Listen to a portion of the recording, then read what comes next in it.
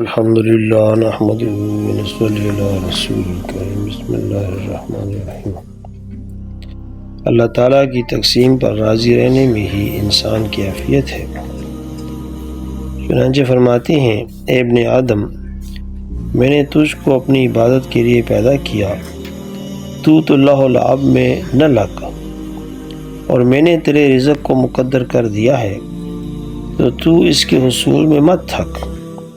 اگر تو میری تقسیم پر راضی ہو گیا تو میری عزت و جلال کی قسم میں تیرے دل اور جسم کو راحت دوں گا، اور تو میرے نزدیک پسندیدہ بن جائے گا۔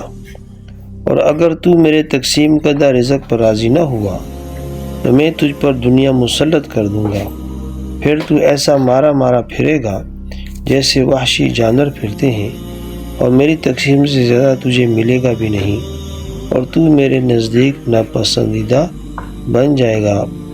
کہتے ہیں، میری مشہور بات ہے کہ تورات میں اسی طرح لکھا ہوا ہے۔ تو میرے دوستوں بزرگوں، ہمیں ہر حالت میں اللہ ہی کی تقسیم پر اور اللہ کے دیے ہوئے پر راضی رہنا چاہیے۔ جزاک اللہ خیرا۔